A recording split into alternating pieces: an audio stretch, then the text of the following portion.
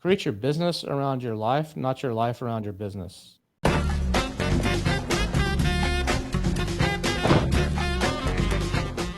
Welcome to a new edition of the Dev Device podcast. And I am a very lucky boy because today I have Kevin King himself on my podcast. Welcome, Kevin. Hey, welcome, man. Welcome to you too. Well, it's nice to be talking to you here across the Uh, internets. yeah. I think we are like a few thousand miles apart right now, A little bit more but than that, more like 10,000 miles apart, I think. Yeah. yeah, something like that. Yeah, you are in Texas and I'm in Malaysia, Kuala Lumpur. So from the time difference alone, we can tell yes, we are on the opposite side of the planet.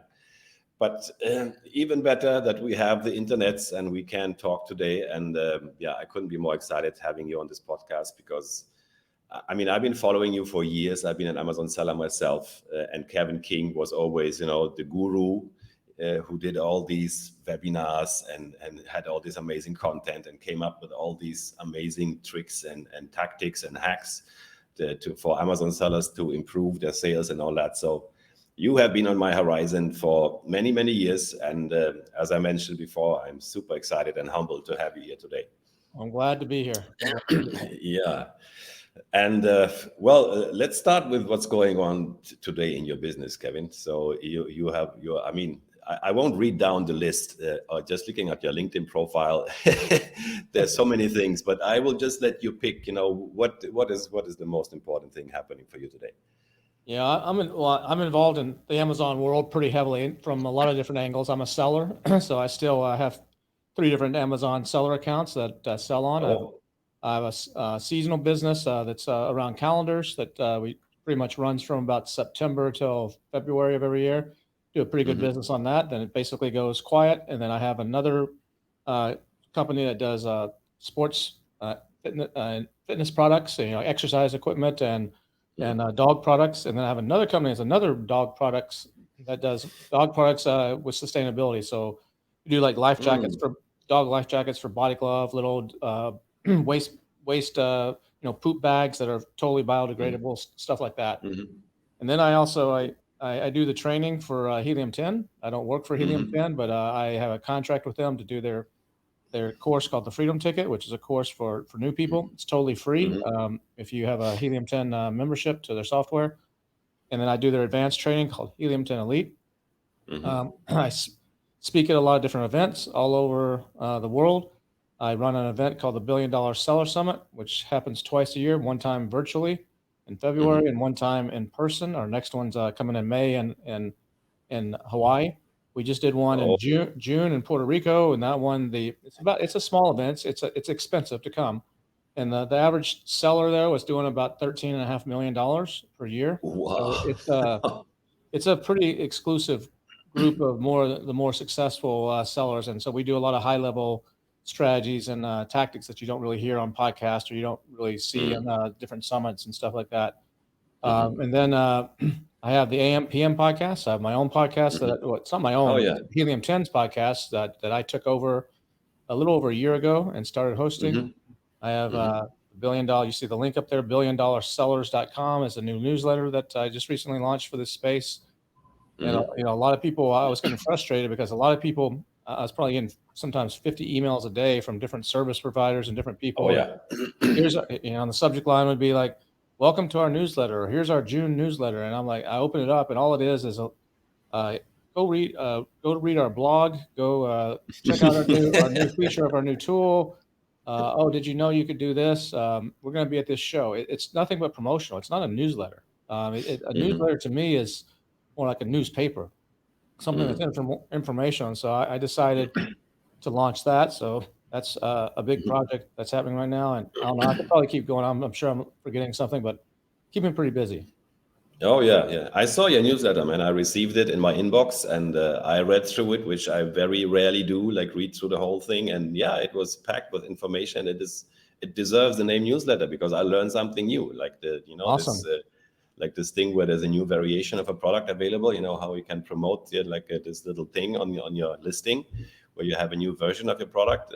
I didn't know that, so there you go. So this was definitely a newsletter that I will keep clean in my inbox and make sure it's not going into spam Awesome. Awesome. I like to hear that. Yeah, I would love to join one of your summits, man. I saw the invitation for the last one, and Puerto Rico it was, right? Yeah, Yeah. it was slightly out of reach for me, but I will do my best to accommodate to one of these. Yeah, because That's I'm why sure it's an that's why amazing we thing. always do one virtually as well, because there's a lot of people that Yeah. they can't travel. It costs too Hmm. much, or it's too far. The Hmm. virtual one, we don't. It's not like a Zoom call where a lot of people they do like a Hmm. little summit and say, okay, everybody get on it. It's pre-recorded and you're listening to like 3 lectures a day that on some sort of Hmm. summit or maybe getting on Zoom. No, we use a special conference software tool, so everything is live. You have interaction with the speakers. You have Hmm. breakout rooms. You have Hmm. a lot of cool stuff that makes it kind of feel like you're almost there in person. Yeah, And so yeah, we yeah. really try to bring that to the virtual events that Hmm. most people aren't doing. Hmm. Yeah, yeah, yeah. You must be one of the best connected people on the planet in this Amazon space. I mean, you must know so many sellers, service providers, and whatnot. So I guess you are simply the go-to guy for everything Amazon. Yeah, it's I do know a lot of people, but I think a lot more people know me, which is it's kind of I guess embarrassing so. sometimes because sometimes I'll be at dinner at an event and I'm sitting next to across the table from somebody and um I'm like, hey, how you doing? My name's Kevin. He's like, they're like, are you serious? My name is John. We met and we sat next to each other for 4 hours, at dinner like 4 years ago, and I'm like. I sorry, I don't rem I because I meet so Yep, many yeah, people, and I'm yeah, bad yeah, with yeah. names, and it's kinda bad sometimes, Yeah, yeah, yeah, yeah. I can partially understand because it also happens to me when when you heavy into networking and you meet like 20 people a week or 10, and then as time goes by, then some guy shows up who you have talked to yeah. previously, but it doesn't show up on the radar, so it can be slightly embarrassing. But yeah, I guess that's just what happens. But yeah, it's still good to be in this position. I think networking is a huge thing in our business and in business in general Well, yeah, I to mean, get even to in know this people. business, I get recognized a lot of times, even outside this business. If I go to an Amazon conference, I'd expect people to know me. They've seen me on Helium 10 or they've seen a podcast or a webinar or something I did. That's to be expected. But when you're standing in line at the grocery store or you're at the Walmart and people recognize you, which I've had happen, or you're on an airplane, you're getting off the airplane in Seattle, and a guy's waiting at the end of the jetway for you, and he's like, excuse me, are you Kevin? Like, do you work for the IRS or who are you? What are you?" And it's like, uh, I just wanted to say hello. I saw this, I was like, I've had it a Uber driver in New York City. I was picking up in January this year, getting an Uber after going to a hockey game, and I just went Hmm. to an Uber and I was like, showing me on my phone, my Uber's here, so I'm looking for the plate, and the guy pops out of another Uber and says, "Hey," I thought it was my driver. He's like, Kevin. And I was like, oh, yeah, okay. And I was like, wait a second, this it's not the right car. He's like, no, I just want to say hello. I recognized you. So yeah, it's kind of crazy sometimes. Yeah, so you're a celebrity, man. You're a rock star. I mean, Yeah, too bad. you gotta be careful. You can't adjust if you got a wedgie, you can't adjust it in public anymore. Because someone might be looking. Yeah, I know. Well, no, I don't know, but the rock star life must be really tough. Yeah, I can understand. I'm just waiting for all the pretty girls. Where are all my groupies? Yeah, well, I would be That's the rock surprised if star they life, were right? not. That's the rock star life. Yeah, yeah, yeah, yeah. That should be part of it, I guess. Kevin, you're doing all these amazing things, and when I talk to a person like you, the first question on my mind is, how did all this happen? So this is why I call my podcast, the Life Story Podcast, because I would be so excited to know how this person, this amazing Kevin King, and the second name does. I think it's not by chance you called Kevin King. It kind of makes sense. It's like your title already. So how did you become this person? So what was 10-year-old Kevin like? Well, as Lady Gaga says, I was born this way. So I've been an entrepreneur since I was 3 years old. So 3 years. Okay, so we have to dive even deeper into yeah, your into childhood. yeah, I haven't, just to put it in context, I've never worked for a corporation. I've never worked an office job, never Same worked for here. somebody else. I've worked for 2 jobs, really 3 jobs in my life for somebody else. I delivered pizzas in high school. I worked at a McDonald's as my first job when I was 16, and I briefly worked in a deli slicing cheese and meat for about 2 months, and that's it. Ever Mm. since then, I've been an entrepreneur and the ups and downs, but it all started when I was about 3 years old, and, my mom would take me to the grocery store, and, back then, you could buy little bubble gum in, like, a single pieces of bubble gum for, like, a penny, and I Oh. would buy this, bubble gum for, like, a penny, and these are the ones that had the little wrapper and had, like, a little cartoon on them. I don't know if they do that anymore, maybe in a special candy store or Mhm. something, but, I would buy those for a penny and take them back and open up the garage door and set up a little store. I'd set up a little table or something in there, put about 10 pieces of gum out on the table, and my mom had some oatmeal containers, or like these cardboard oatmeal containers that kind of spherical, and so I Mhm. would turn one of those and put the lid back on it and turn it into a drum, and I'd put a little sign on it and say "drum," and have some stick that I picked up from falling off a tree or something as a drumstick, put that next to it for like 5 cents, and the neighborhood kids would come and give me a nickel or whatever for a few pieces of gum and stuff, and so that's where it started. So how come a 3-year-old boy starts selling bubble gums and create I drums? don't know, because my parents are not entrepreneurial. My dad works for the government. He's the most conservative, or he's retired now, but he worked for the government. He's the most Mm, conservative, frugal guy, no risk taker at all. My mom's a little bit more of a mhm, risk taker, but she never really started her own business or did anything like that. Um, mm, I don't have anybody in my family. It wasn't like an uncle or somebody. I don't know where I got it.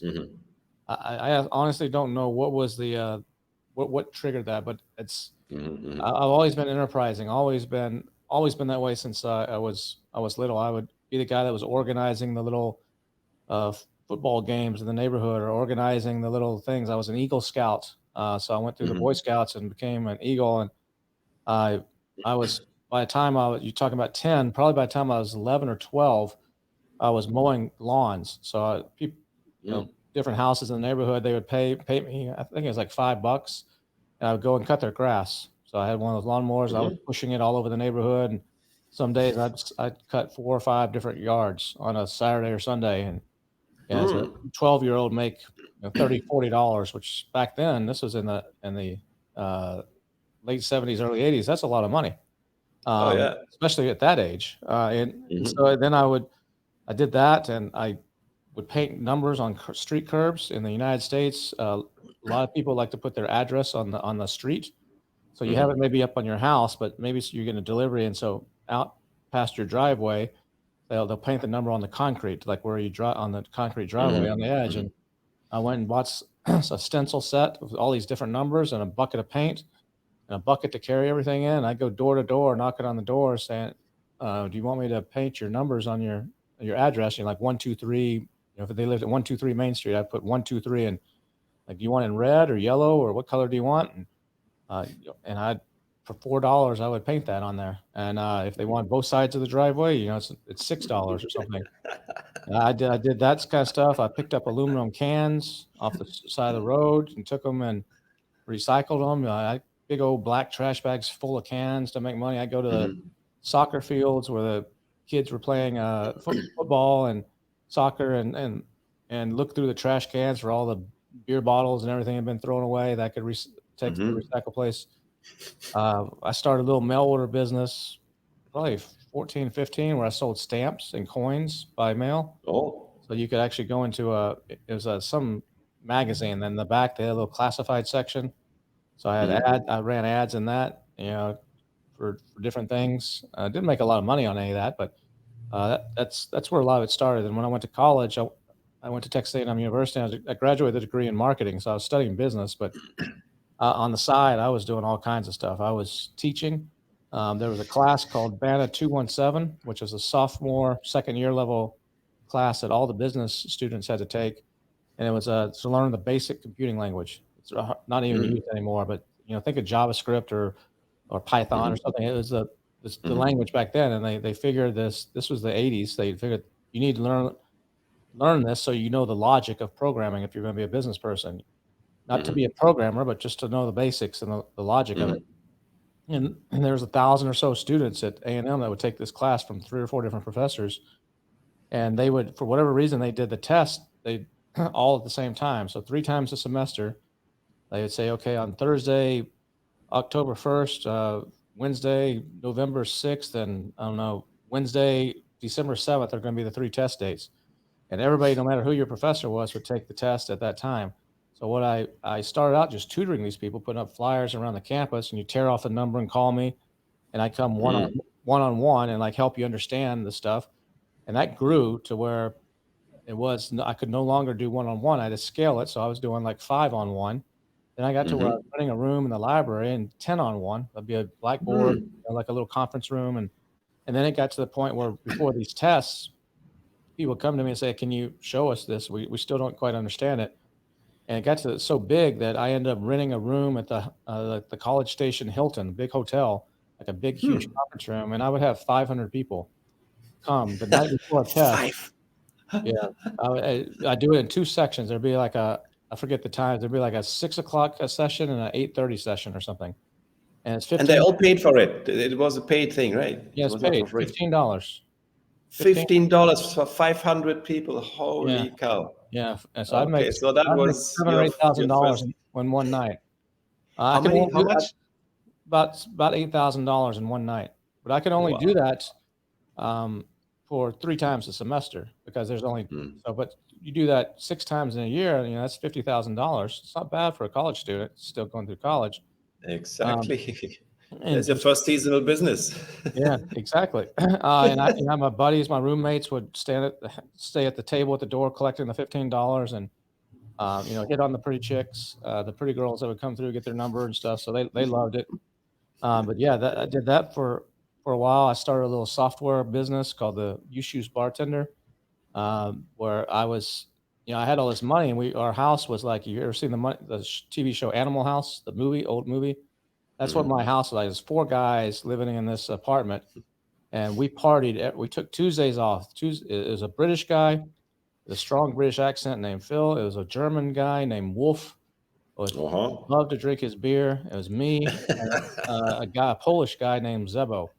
And so it was the 4 of us, and, it was we were party central. So we had someone over at the house every night except Tuesday nights was the day off, and, um, we drinking, having fun, watching movies, doing whatever, eating pizza.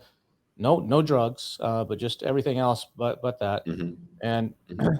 I s had, all this money I was making, so I had the nice stereo system, I had the nice couches, so we had a Mm. good little pad, and I was buying alcohol because I wanted to know how to bartend. I'm like, "I wanna know how to make all these different drinks."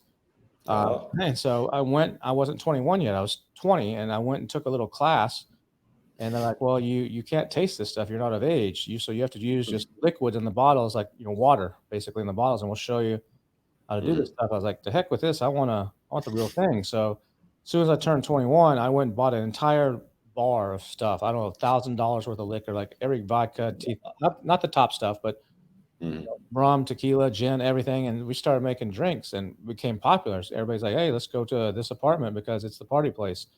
And it got to be I was like, "Why am I paying for all this?" I so I the Apple II, I think it was Apple IIe computer. It's like one of the first laptops that come out at that time, and my mom had given me one. This I don't know, it had like 128K memory or, something ridiculous. Mhm. Little floppy drives you stick in, Yeah, and yeah, yeah. I made a little program on there. I wrote a little program in the basic computing language to basically be a bartending program. It had all the recipes, it would keep tabs, so I could put in all my friends' name, it's like what they drink, Oh. it would assign a cost to them, so every week I was like, "Hey, hey, Johnny, you owe me $3.50," or, "Bill, you owe me 10 bucks," or whatever, and then I took that and sold it. I created, like, a manual for it, and put it in the back of computer Oh my magazines, the God. Computer World, and actually, I didn't make a lot of money off of it, but I put it in there and, sold some of those. So yeah, Oh my that was, God. Oh my God. those were, fun times, and then I did a coupon book. If you see, like I don't know. You said you signed up for the $1 Billion Sellers newsletter. I don't know if you saw. There's a coupon book Hmm. where you can download a PDF of it's about 30 different coupons for different software companies and stuff in our space. I used to do Hmm. that in college. I had something called Student Express, and I would get a mailing list at the beginning of the semester of all the kids in the university because you could get that as a public information in Texas. You just go to the university. A lot of people didn't know this, but you just go there and you cite this specific law under the Sunshine Act, and they would have to give you the names and addresses of every student. And so I would get those, have them printed out on mailing labels, stick a stamp on this coupon book, and send it out. And I would go door to door to all these in the summer before the fall semester started. I go door to door, all these different businesses, all the pizza shops, all the copying places, all the kind of places Hmm. that college kids would go, and tell them to give me a coupon. Buy one hamburger, get one free, or $5 off a pizza, or whatever it Hmm. was. And I did that, and I'd mail those out. It's called Student Express. And so Oh my God. I was, there's quite a few other things I was messing around with in college as well, but Mhm. that's the early days. This amount of creativity and innovation and entrepreneurial stuff that was going on with you, it's unbelievable. I mean, your software thing reminds me a bit of this guy. Yeah, I'm not sure if you read the book Surrender, the Surrender Experiment. I haven't. Michael S something. Yeah. So he was like a, yeah, I mean, it really reminds me of these. It's a similar story where he just goes and he happens to write a software which was for doctors actually to manage medical practices. And this software became like one of the leading softwares on the planet. I mean, I'm not sure about yours, but No, it's a similar approach. mine went nowhere. Only place mine went was almost getting suspended from the university because Oh. I was using their computer lab to print out my manual. So I didn't have a back then. The very first Macintosh had just come out, the little brown box one, Hmm. and laser printers were like $3,000 or $4,000. So I couldn't afford a laser printer. I later Hmm. could, but so I was using the university's little computer lab to make my Hmm. manuals and to print out all my stuff. And I got in trouble. They're like, "You can't. You're creating a business. You're using all of our resources here and for your business. You can't do that." I got Hmm. called into the dean's office and said, "Hey, Hmm. if you continue this, you're gonna be suspended." Yeah. Okay, so I guess you discontinue this. Yeah. But what still baffles me is like how an entrepreneur guy like you, how did you end up in university? Because to me, like after I finished like my duty part of school, I'm not sure how you call this in English, I think it's college. I didn't want to sit in any classroom ever again. I thought I'm done. I'm done listening to people talking to me, taking tests. I just want to go and work and do stuff. So, but you still decided to go to university and Yeah, my dad, I'm the first child. I have one younger brother. My dad, education was super important. all right. So I didn't miss a day of school for 7 years. I had perfect attendance from like the fifth grade until the 12th grade of high school. I Hmm. never missed a day of school. If I was Hmm. sick, my dad's like, "You better be like, you need to go to the hospital because you're sick. If you don't, then you go to school." So yeah, Hmm. I'd never missed a day of school. So Hmm. education was super important, and he wanted me to get back then. It was the thing. That's how you succeed. Is you Hmm. get a degree from a good university. You go work, get a good job at a accounting company or something big, and that was the route, and that's what my Hmm. dad pushed me Hmm. into, All and right. it's not Yeah. something I wanted to do at all. So Hmm. kind of fought the system. So when I graduated, I've never made a resume. I've never made a CV. Never made one. Maybe I had to in class. I was in college. I might have had to make one. Hmm. As a class assignment or something. But I've never had one. Hmm. And when I graduated, the first thing I did uh, was move in with a buddy. College Station's about an hour and a half from Austin. It's a college town where I went to school, and had some old friends in Austin. So I came over here to Austin, and I've been here ever since, basically, and crashed on their couch. It was a house with like five guys. I literally crashed on the couch in the living room for a year, and I had to wait till the last person went to bed, till the TV got turned off, so I could pull out a blanket and a pillow and sleep on the couch. But Oh. and my dad was so pissed off. He's like, "You have this college degree. Go get a job." I'm like, "I don't want to do that. That's not what I want to do. I'm not going to do that. I'll figure something out." So we started selling Hmm. T-shirts. The University of Texas American football team started doing really well. This is 1990, and we decided we're going to make T-shirts. And the song from MC Hammer, "You Can't Touch This." I don't It know. can, da, da, da, da, da, Yeah, da, yeah, da, yeah. can touch it. It was popular at that time. So the University of Texas, their initials are UT. So we made a shirt that said, "You can't touch this." And the U and the T were in the orange colors of the university. And the can't and the touch this were just in another. And we put like a little football helmet or something there. And one of my friends was still in college. He at University of Texas. He worked. He was in the engineering school, so he got permission. Said if we did a fundraiser for the engineering school and gave 10% back of whatever we sold, we could get permission to sell these around the university. So we would pick. This is a university with 50,000 college students on a big campus. So like 5 of us would pick strategic locations where most students are crossing to cross to go to between classes or something, like on different streets. And we'd set up a little table out there with our shirts displayed and sell them for, I don't remember, 10, 12 bucks a piece or something like that.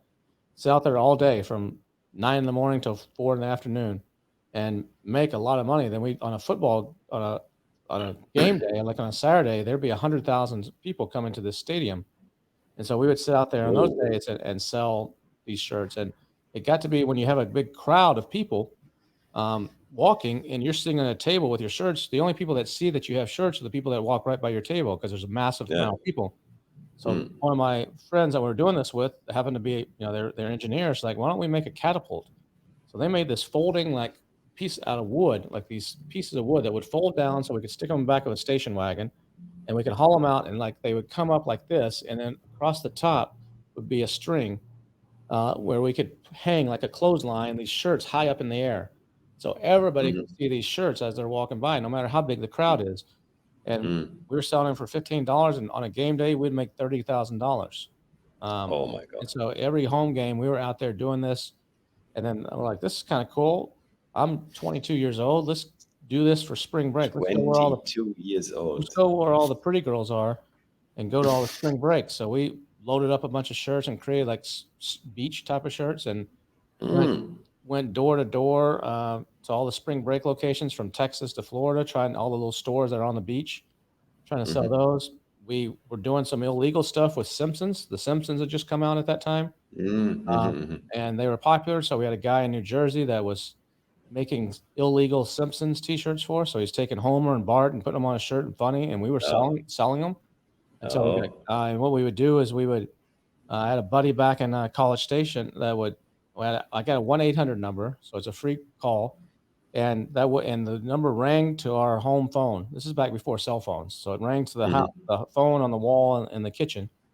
And I had a guy that he would answer that, and he would answer it. I don't remember what it was, College Lifestyle Company. How can I help you? And me and another guy, we had a station wagon full of shirts, and we drove from Texas all the way to Florida. That's a 20-hour drive if you drive it straight, but stopping Oh. along the way at all the universities, and we would go into a town like uh, Tuscaloosa, Alabama, and go to all the dorms, hang up flyers in the staircases, saying, "Look at these cool Simpson T-shirts." And a number, there'd be a little number that you tear off on the bottom with this 800 number. The students would go back and call my friend in Texas that's answering the phone in our kitchen and taking their credit card information. Oh. And then he would, the next morning, we would check in with him, like, where we got delivered today? And he'd say, oh, okay, dorm 26, room 13, and do these different, we would go deliver a bunch of shirts and we'd stay there for a couple days and then go on to the next town. So, yeah, we did all kinds of crazy stuff.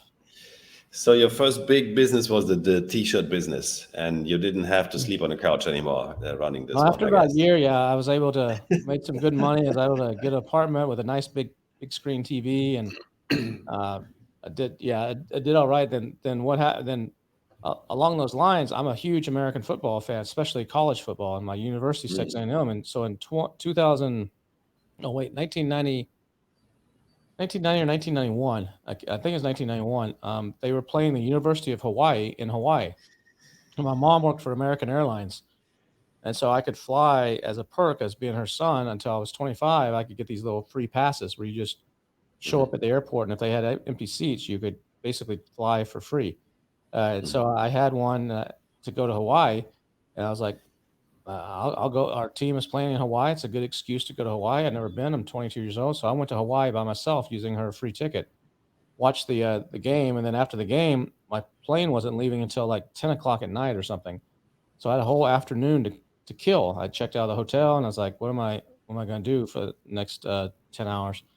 So I was downtown in Honolulu, and I stopped. There's this place called the Dollhouse, and it's a strip club. And it was the middle of the day, nobody in there. I walk in, there's like, two other customers. But it's nice. This place has like marble floors and crystal chandeliers. This was some dingy little club, sleazy little place. This was like a nice place. And I was like, what the heck? And I didn't have too much money on me, so I didn't have enough money to pay for like a lap dance or anything. But one of the girls sat down and talked to me, and she's like, "Yeah, we have dental insurance. We have this." I was like, "No way! This is a freaking strip club." I mean, strip clubs are not these kind of fancy little places. They're sleazy houses of prostitution, and a lot of them still are. But I was like, "This is interesting." And the guy, when I left, there was a TV that was playing this video on loop when I was there, and it's this guy on a yacht off the coast of Miami, cruising around shooting his calendar with like 40 hot half naked chicks on this yacht. And I was like, "That's cool. I wanna do that." So I came back, started researching. I was, like, flabbergasted that this club was so nice, and so I started researching the industry, and I used my mom's pass to fly for free, and I went to do research at about 25 different cities around the US over the course of about 6 months. So I would fly to Atlanta or fly to Boston or fly to Chicago or LA and just go to strip clubs. And I was going to the clubs, I wasn't going and getting dances or going and drinking. I was going to do research. So I would go in there and I'd sit and look around, like make notes. Okay, the stage is over here, the DJ is over here. This is the type of promotions they're doing. This is, I'd sit and ask the girls, "Do you have insurance? Do you do this? What's the dressing room like?" I'd get on and just making notes, and then I'd go to the library. This is before the internet, and I'd spend a day in Atlanta in the public library pulling microfilms. In the old micro, you could go on a computer and type in, something like a keyword, like an old computer, and say strip clubs of Atlanta or something, and it would come up and say these are the articles that the Atlanta Constitution, whatever the name of the newspaper is there, has published, and you could go and like pull out the microfilm. It's like what microfilm is, like a little plastic sheet that has like a picture, Yeah. it's like a negative, Yeah, yeah, yeah, yeah. and pull that out, put it in a machine, and you could see the article from 10 years ago about some Mhm. mafia guy doing this or whatever. So I was researching all that, Oh, and then I came back and put together a whole business plan, about 100-page business plan to open a nice strip club in Austin. Uh, and gonna be I needed a $3 million investment because we were gonna do marble floors, prime mignon filet mignon lunches, have the best, dressing room, have, a personal trainer and a beautician on site, all this kinda stuff. It's gonna be, like, top end, and I put together this massive business plan. I'm still to this day, that business plan could probably win awards. It was really good, but I didn't have any money, to do this. I mean, I didn't have $3 million. I was 23 years old. Like, who's going to give a 23-year-old that has no experience, that was selling t-shirts and whatever, mhm. 3 million bucks to open a club? So I was like, I need to do some more research. So I put an ad out in a local newspaper saying brand new club opening and now hiring dancers and wait staff and managers. I had no club. It was total bullshit. I put in the classified ads of the local newspaper, and I got all these people submitting stuff to me, faxing me their resumes, and I was like, "This is cool." And I could see, what their experience was. I got ideas of what kind of pay they're looking for. One of those was a local manager of one of the current clubs. He's like, "I'm not happy with my current situation. I'd love to come work for you. This sounds good." I met with him. Hmm. I told him I came clean. I said, "Hey, sorry, man. I'm, I'm. This was a joke. I was just researching. But I have this business plan. Take a look." And he looked at it. He's like, "This is freaking amazing. Let's partner up. I'll help you. I know all the rich guys, and I know everybody. I'll help you Wow. out." So we tried to raise the money, and we just couldn't raise it. We had some interest, but we just couldn't get over that hump. So I had all this data, all this information. It's like, what can I do here? Why? I was an editor of my high school newspaper. I have a little bit of journalism background. Why don't I just start a magazine? That's my in. Instead of going to clubs, I'll just start a magazine with no nudity, not a Playboy or anything like that, but just a glossy business magazine, called it the Gentleman's Club. And in there, we would just talk about the business. It's kind of like the newsletter now. It's the business of selling on Amazon. It's a business of operating these clubs. And we would have feature a couple of girl in there, but nothing, no nudity, and I had some ads and stuff. And so I decided to do that. And I was like, I don't know how am I going to get subscribers for this. So the guy whose club owned the club in Hawaii that I went to, turns out he's based in Miami. He had about 15 of these clubs around the country, and I went with went to him and said, "Hey, what can I do?" He said, "Oh, I got this fishbowl where people drop in their business cards, when they come in the club to win a free prize or something. I'll just give you the fishbowl. I have a boxes of these things. I'll just give them to you." Wow. Well, I hired a company in Lead Jamaica. generation, man. Lead generation. I had a company in Jamaica that actually typed them all in for me. I don't know, there's 1,000 of them. And so then I sent out a flyer in the mail, subscription offer, basically through direct mail, not through internet, but through traditional old mail, and got some subscribers that way. But it wasn't quite enough. And this guy, he ended up giving me my first advertiser. He's like, "Here's $10,000. Put me down for the first couple ads. I'll support you." It was really good. Um, and then I still didn't have enough information or subscribers to really make this profitable. I was like, how am I going to pay this $20,000 printing bill? I don't have enough money to even pay for the printing. I convinced a printer in Chicago to do this on terms, which they ended up getting screwed because I never ended up paying them. But they Oh, they gave it to me on terms, and then I had all this information. I was literally sitting on the toilet one day, and like, what can I do? What can I do? What can I do? Oh, wait a second. I've got all this information. Why don't I make a list of the top 10 cities in the United States that have the most strip clubs and how much sales they do? How big is this business? And so I took all these calculations, all this research, like, okay, it's about a $3 billion business in the United States. Atlanta, I don't remember the exacts, but Atlanta has 42 strip clubs and they're doing, I'm just making numbers up here, $25 million a year. Dallas has 36 and they're doing this amount of money. And so here's the top 10 list. The best strip clubs and the most money is made in Atlanta. Number 2 is Dallas. Number 3 is LA. Number 4 is Chicago, whatever it was. And I had a fax machine. I faxed that to a company called PR Presswire. Paid them $100 or something, and faxed it I to. know this company. Yeah, they're just Yeah, still around. yeah, they're still around. Faxed them a little press release. Gentleman's Club magazine announcing this stuff. Here's the top 10 in the country. Blah blah blah. Well, every TV station, if you're in Atlanta or Dallas, you picked up on that. You're like, Dallas just got voted the number 2 place in the country for strip clubs, according to Gentleman's Club magazine. And I got on There you go. entertainment. I got on Entertainment Tonight, which is a big entertainment show in the U.S. I got on Lifestyles of the Rich and Famous, even though I wasn't rich or famous, but became the industry expert. I got on CNN. They would take me into their. I was quoted in the New York Times, USA Today, even women's magazines like Red Book and Vogue. I was like the expert, so I was like everywhere. You became the strip club I became expert a in strip the club US. like guru. Yeah, I was 23 years old and never even owned a strip club and hadn't really even paid for very many dances or anything. Uh, Oy. but out of this, there was a guy that saw me on TV. He tracked me down. He was from Detroit, Michigan. Tracked me down and said, "Hey, I'm trying to open up I was struggling. I didn't have the money to do this magazine. I was just struggling." And he's tracked me down. He said, "I want to bring you up to Detroit. You can be a consultant. I'll pay you $5,000. I'm thinking about opening a club up here. I just want to pick your brain and just walk around, go show you some sites." So I went up there, and he drove me around. And turns out this guy, he had a big cocaine problem. So he would disappear for half the day and then come back. But I ended up leaving. And when I left, I went back to my town. The next day, he calls me up after his cocaine binge and says, "Hey, I'm going to invest $10,000. Where do I send the money?"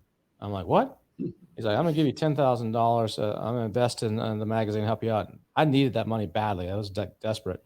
I was like, "Well, here's the bank account. Here's everything." And so he sent me the money, and I could breathe a sigh of relief. Now I could pay a few things and keep this business afloat.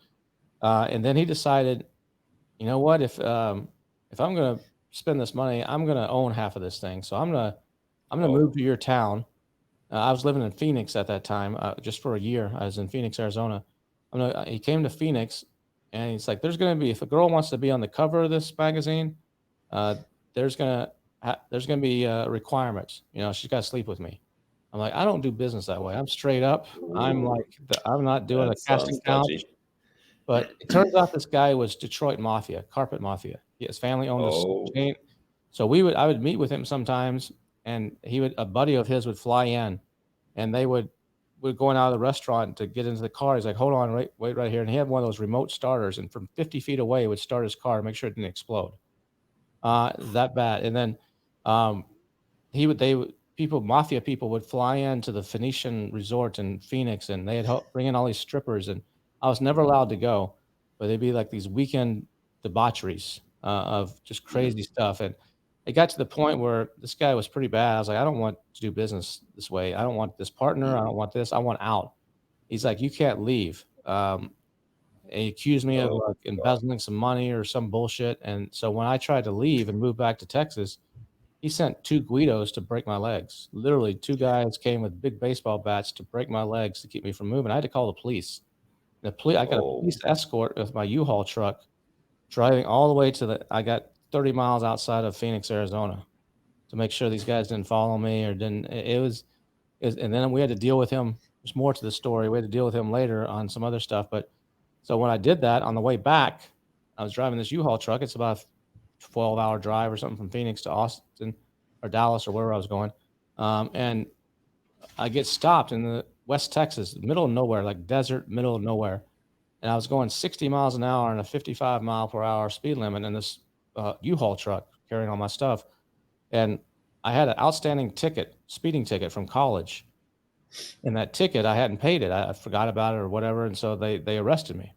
They took me in this little tiny jail in this like town population 100, and I was in there. It was a holiday weekend, so I went in on like a Friday and couldn't get see the judge until Tuesday because Monday was a holiday.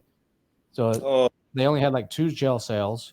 Me and some other guy that got pulled over for drunk driving or something. And so when I got out, I needed $1,000 bail, and I didn't have the money. And I called my dad. He's like, "Nope, I'm not giving you the money unless you promise to come. You're going to come live at home.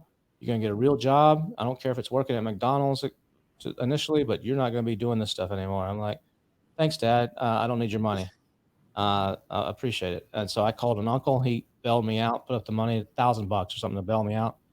And then what was happening at that time was since I couldn't make the magazine work, little baseball cards were hot. So there's about the time of the Beanie Babies trend, but also baseball cards they're still hot, but baseball cards with girls on them became a big thing. Like Playboy would put all their centerfolds on little baseball cards, or these other places would put them on. It's like, wait a second, I know all these strip clubs.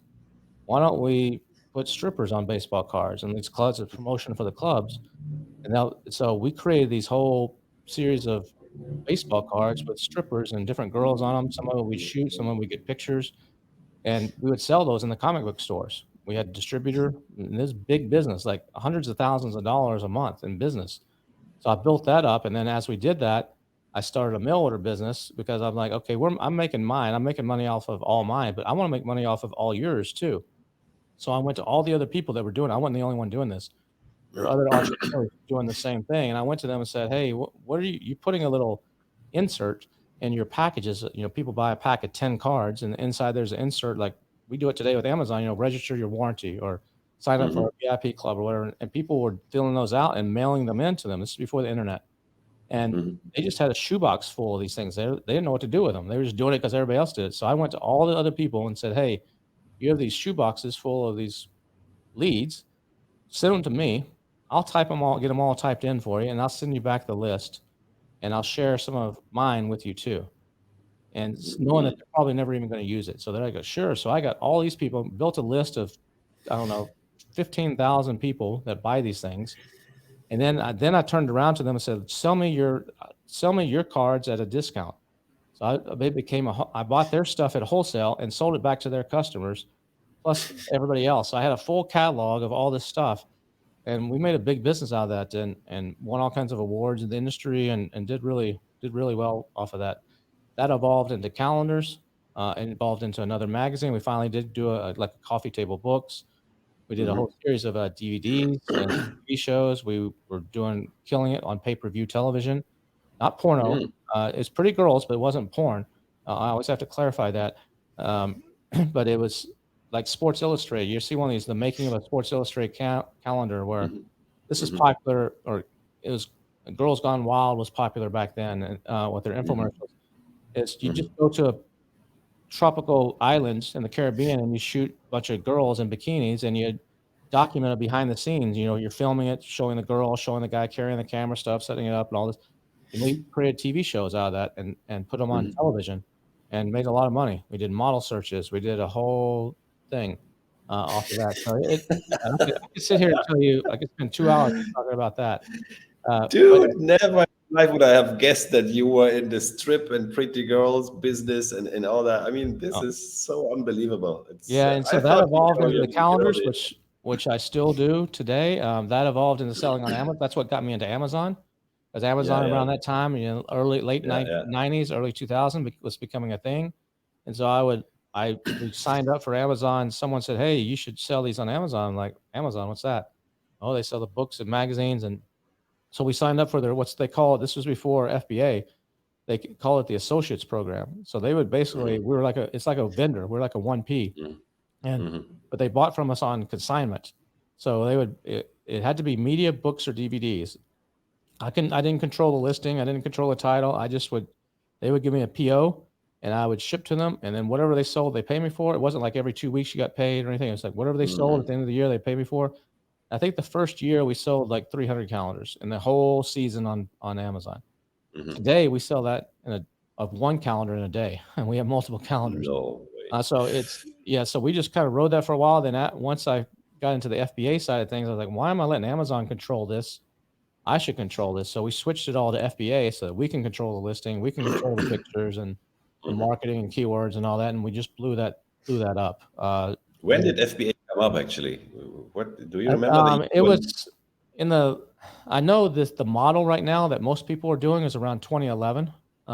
Oh, mhm, That's when Amazing, before it was Amazing Selling Machine, it was what was their name?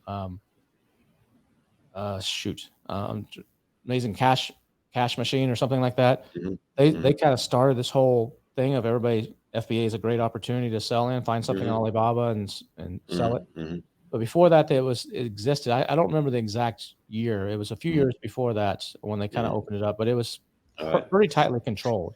You had to kind of get Mhm, special approvals, and they would work with you. So it wasn't as freewheeling as it is, as in self mhm, service as it is now. But mhm, that's what got me into it, got me experience with it, and then in 20, I kind of rode this business out. But that business, we had a membership site. We were getting on the Howard Stern show in the U.S. before he was on satellite radio, so we would get girls on there to promote our stuff and it'd blow up our servers. And we did a daily talking about the newsletter. One of the ways that we built an audience is when the internet came out, we're like, this is great. We don't have to send stuff with a stamp on it in the mail anymore. We could just do it through the computer cheaply. So we started in 1998, I think it was, or 99.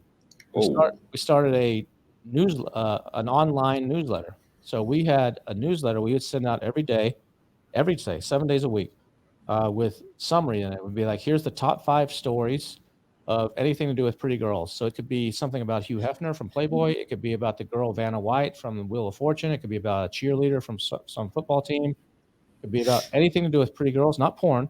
Anything to do with, Mhm, we would link to it. And then we had a game on mhm, there where you'd answer trivia questions and you can earn prizes. We had a featured model of the day. We had a joke section. We had all this like entertainment for men kind of stuff, mhm. all clean. And That was an email newsletter, and is I email. So we would send out a summary and it would drive them back to the site. So they would get like the summary of what's on the site today, a summary of the oh, news, okay. and there'd be a link. Click here to go back to the site to actually see Mhm, the details. And mhm. we had 250,000 people on that list getting emails every single day. And so I know the Every day. power of an email list. I learned right there the power of owning your Jesus. customer, of being able to do what you want, sell them anything you want. I figured out that Thursdays were the best day to email them if I'm going to try to sell them a calendar Mhm, or some trading cards or a DVD or whatever it was. I figured out all the things, all the science behind that before there was really a science to it. And we did Mm-hmm. that we had big companies like USA Today came to us. I got an email from a guy named Mark Cuban at one point, saying Mm-hmm. he's starting an HD channel. I don't know if you ever heard of Mark Cuban, but Yeah, yeah, yeah, I'm yeah. joking there. Most people have, but he was starting an HD channel called HD Net, and he was looking for content. I had an email from one of the co-founders of PayPal, not Elon, but one of the other guys that was interested in Mm-hmm. investing or doing something with us, and I didn't know who the hell that Mm-hmm. was at the time. I had Mm-hmm.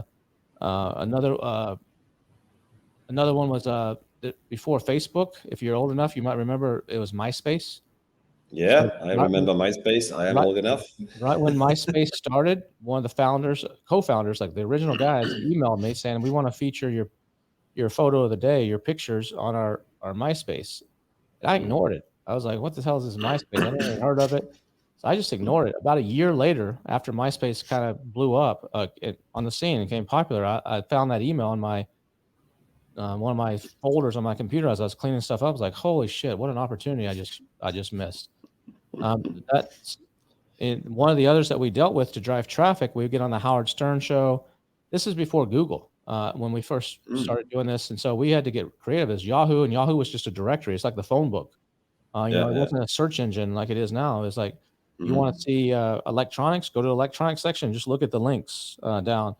It wasn't a Mm-hmm. search engine like it is now. And to Mm-hmm. get traffic, we found this company called Bomis, Bomis, and they had what's called a ring site. And so ring sites back then were you would they would have a pretty girl like wearing a tight t-shirt, like a wet t-shirt, kind of tight t-shirt or something. And then you would see her, and then at the bottom it would have a next and previous button. And so you could go, it's called a ring. So you hit next and take you to the next HTML page of somebody else's site. And it might be a joke or whatever. Mm-hmm. You hit next, and it might be something for a TV, a camera, or something that guys would like. And you hit next, there's another pretty girl. So it's in a ring. And so you're just Mm-hmm. linking sites together in a ring. Mm-hmm. And we got a lot of traffic off of that for our newsletter and for our membership.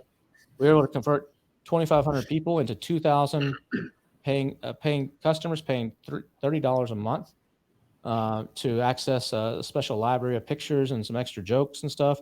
We're able to leverage that into a lot of product sales, into a ton of stuff, into selling DVDs and television programming.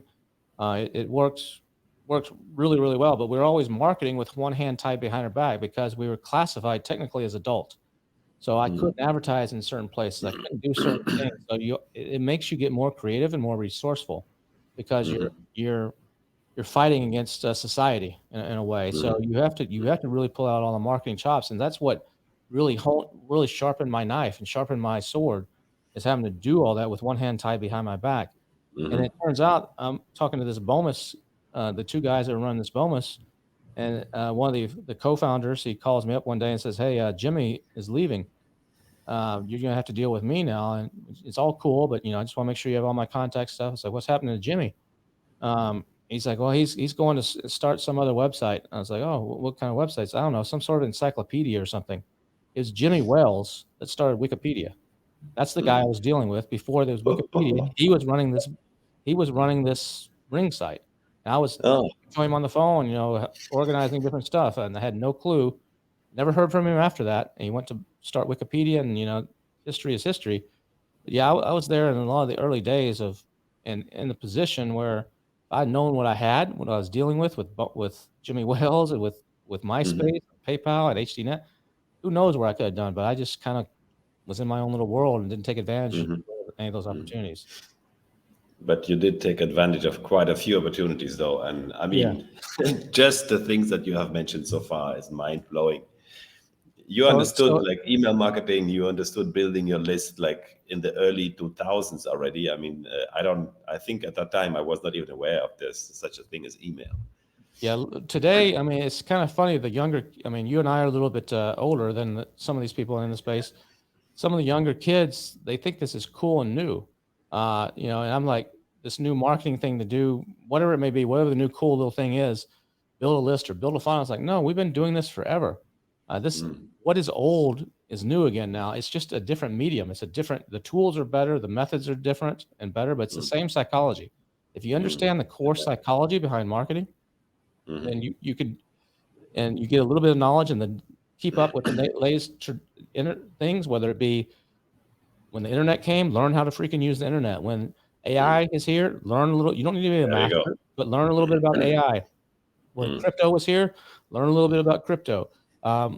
Some of them aren't going to work. Some of them are going to work. But then you can apply these same marketing principles in these different mediums as things evolve and change, and it works. What killed us in our business is people used to be willing to pay to, we would use the newsletter we'd sell little ads and stuff in there, and we'd use it as a lead gen.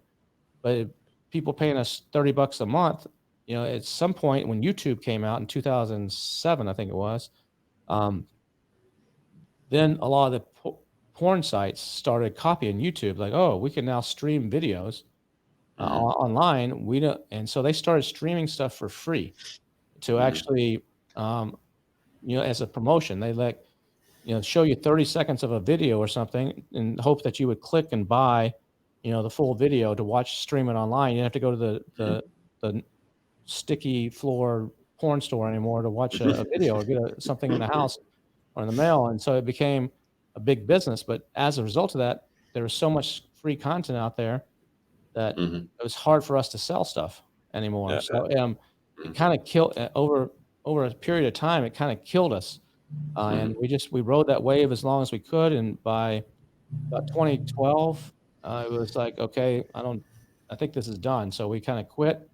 2014, I was able to coast. I'd made some money and I was doing a lot of travel. I spent 7 years from in there traveling, from 2007 to 2014. I went to all 7 continents. I've been to 94 countries. So I was doing a lot of travel. Wow. Just kind of coasting off the money and stuff that we made. And then it got to where points like, actually, my dad was joking, like, you're like semi-retired and you're like 40 years old or whatever. And I'm like, yeah, but then it got to the point where I was like, okay, I'm running out of money. I need to actually do something again. And so that's when the Amazon thing, I saw amazing.com did a 4-part in 2015.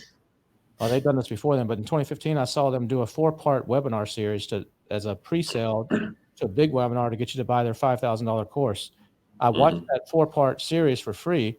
It's like, I don't need to pay them $5,000. I know how to do this. I've been sourcing out of China. I've been making baseball cards and calendars and all stuff. I've been selling internet and direct mail. I understand all this. I don't need their course. I just need to know I've already messed around with Amazon a little bit with the calendars. I just need to figure out how to do this freaking FBA thing. So to figure it out, I've spent in April of 2015, I did retail arbitrage. So for a month, I went to local dollar stores and found stuff, with a little app and scan it and just to figure out how does this work? How do you ship stuff in? How do you print labels? How do you do all this? And as soon as I figured that out, I was like, I'm good. Let me start making my own products. So in 2015, I've created 5 brands, spent about $200,000 and launched 5 different brands on Amazon. 2 of those still exist. 3 of them I've discontinued. And then the way I got into the teaching and all this other side of it is I was just keeping my head down. I was just building my brands. 3 of these were brands where I'd find something on Alibaba, change it a little bit, make nicer packaging, put my name on it. 2 of the brands, I developed them from scratch. So I actually had the idea, sketched it out on a napkin, hired a designer on Upwork. Back then it was called something else, freelance or something. Freelance, yeah. And I hired someone on there to do all the CAD drawings and 3D drawings and all that, and made 3D prototypes. I did a dog bowl, and I did that slows your dog down from eating fast. My dog still eats out of it to this day. I did the Apple Watch was just coming out. The very first Apple Watch was 2015. So I made a little stand. You can see this on my LinkedIn. Oh, come on. Are you kidding? Yeah, my first product was an Apple Watch stand. I started selling on Amazon in 2014, and my first product was an Apple Watch stand. So we were competitors those days. Well, the problem was most of the Apple Watch stands were a piece of shit bamboo stands, like $18. They're like a little stand that's like cheap. I was like, if I'm spending, I don't remember what the Apple Watch cost when it came out, $500, let's call it. If I'm spending $500 for a watch, I don't want a little stupid looking bamboo wooden little stand. I want something that looks like my Apple Watch. So I developed an Apple Watch stand, spent $35,000 in molding costs, and it had You can see it on my LinkedIn. When we're done here, go on my LinkedIn. We posted Yeah. about a week ago, showing this product. And it had a built-in nightlight, had a built-in Bluetooth speaker. It would charge your phone, it would hide the cables. It would charge your phone, your iPad, and another device, and hide all the cables. So you didn't have a lot of cables like stretched out over Mm-hmm. your nightstand or over your Yeah, desk yeah, or yeah, whatever. yeah. And we sold it for $89. And Christmas of 2015, I was printing money, like 20 grand a day off of this one SKU. And Holy it cow. just exploded. And so those are some of my early products. But then in 2016, Helium 10 kind of started, and I became friends just through the internet with the guys that started Helium 10, Manny and Guillermo. And before they had a Helium 10, they had a Scribbles tool and another tool that they were just using internally for their own Amazon businesses. They said, Mm-hmm. "Hey, we're thinking about making this like a software. What do you think?" And they showed it to me. And then Manny said, "Hey, I have this podcast, the AM/PM podcast, which coincidentally now I host. It was just documenting his story, his journey of selling on Amazon, and he was using it as branding and lead gen and stuff. And he said, "Would you come on the podcast?" I was like, "No, no, no. I'm just a seller. I have no interest in like going on a podcast." He's like, "No, just do it. It'll be fun." So I went on his podcast. I think it was March of 2016, and Mm-hmm. it became his number one podcast of all time. I think maybe it's number two now. That may be one of the higher, but it was Wow. and it was because I went on there and I just said it like it is, because there's so many people that were I call it talking out the side of your ass in the business. They weren't really telling you the way it is. They just tell you I call it corporate speak. You know, let's not say anything to incriminate ourselves or to upset somebody. And I just said it the way it is. Like, yeah, these people on this Facebook group are full of shit. It's not how this works. This landing Mm-hmm. page here, like this and this, is stupid. It's stupid. But one guy posted and says, "This is the way you got to do it." Then everybody thinks that's the way. And I'm like, this is stupid. Don't just parrot everybody and copy it. These people have no clue what they're doing. And it just resonated. Nobody ever said it like it was. And it just resonated. And Mm-hmm. from there, everybody's like, "You got to come speak at my event. You got to get on my podcast. You got to do this." So Mm. that's what started the ball rolling Wow. of this whole, um, being known as a teacher, guru, Holy cow. tech So guy, that's whatever. how your whole speaker career started, by Yeah. being But it um, all goes host. back to Yes. my early days where I was teaching those college kids how to program. Mm-hmm. It's Yeah, yeah. all Get back in the loop. as my mom says, that all that past stuff was my training for what I'm doing now. You train for Yeah. 20 years to do what you're doing now, which is develop products, There you develop go. a newsletter, and host a podcast and teach. Mm-hmm. Mm-hmm. It's been 160,000 people have gone through the Freedom Ticket course. I mean, Oh, there's a wow. lot of people. That's a lot of people. Holy cow. Oh, Kevin, Kevin, Kevin. Yeah, we can talk. Like I told you, we can What? talk for a long time. I know. I told you at the beginning before we started. You might have part one, part two, or part Yeah, three. we are already an hour in, and it feels still like we are only halfway. Yeah, I mean, we can always do another show if you like. But for this one, I would really love to hear from you. Like, I call it the nuggets of wisdom. I mean, a guy like you should have like a whole bucket load of those. But just for our valued listeners and for those who are still watching, by the way, I really appreciate you, and I would love to give them something like, what it would you share with someone who starts their entrepreneur journey today, or start selling on Amazon for that matter.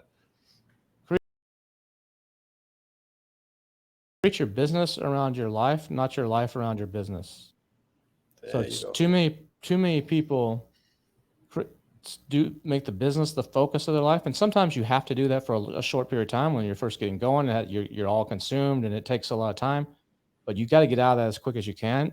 So that I value my freedom, and so that's what enabled me to travel for 7 years, to do what I want now. I haven't worked for anybody, so everything I do is like what I don't want my business running my life. I don't want my phone. I got to answer this call. I got to answer this call or go to this meeting. So I set everything up. I partner smart. People are like, "Kevin, how do you do all this? Do you have a whole team?" Like, no, I have one guy that's helping with the newsletter, a little VA in Pakistan. Smart guy, but that's it. I partner smart. I partner with companies like Helium 10 that already have that whole infrastructure, and I just got to show up and do my thing.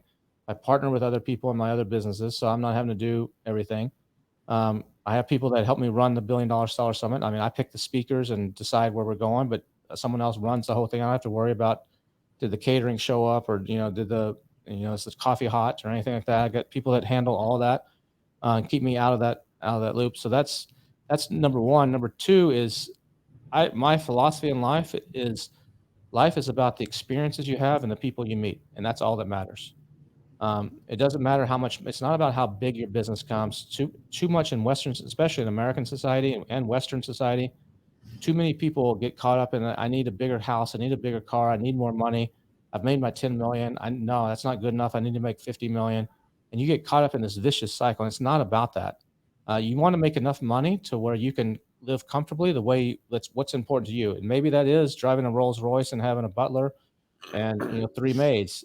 So you need a different standard of money. Or maybe that's just having the freedom to read a book on a Monday afternoon when you want to, and not have to get on Zoom calls or whatever it may be. You got to figure out your why, and then build around that. Create your business around that, and experiences. I mean, travel I've done is the best education I've ever gotten.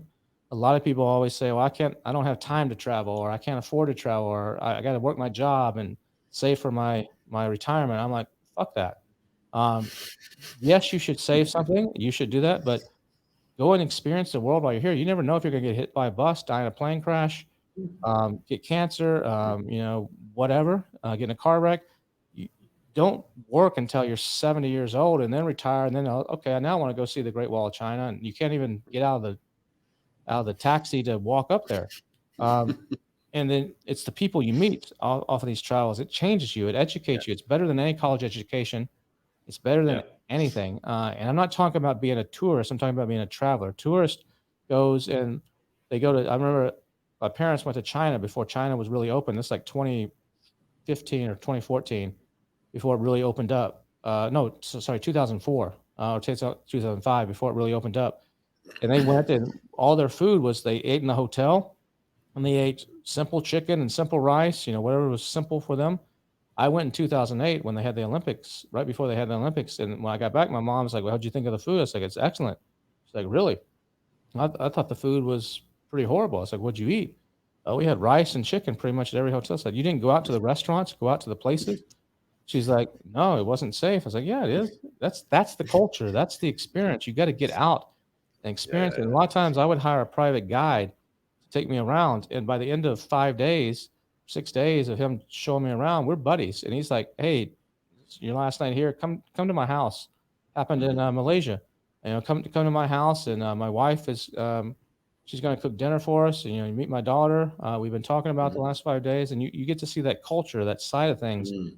One of the Mhm. first things I like to do when I go to a new place is go into a supermarket. Whether that be Mhm. Europe or Malaysia or Thailand or wherever, walk into a supermarket, you can get a sense of a place by just walking up and down Yeah. the aisles of a supermarket. And Mhm. those are important. And Yeah. Yeah. then I can always go back if I ever want to retire one day. I can go back to my favorite places, but that's not the time to start traveling because it changed my outlook on people, changed my outlook on Mhm. the world, changed me in so many ways. And so I think that's something that more people need to get a grasp on is live your life. Don't let your life live you. Mm. Oh man. Amen to that, Kevin. Amen. I think that was a wonderful closing statement for today's episode. Yeah. Oh man. And that I can relate to this traveling part so much. Yeah. I've been traveling a lot, and I agree that there's a difference between being a tourist sitting in a hotel and being a traveler who actually engages with the culture.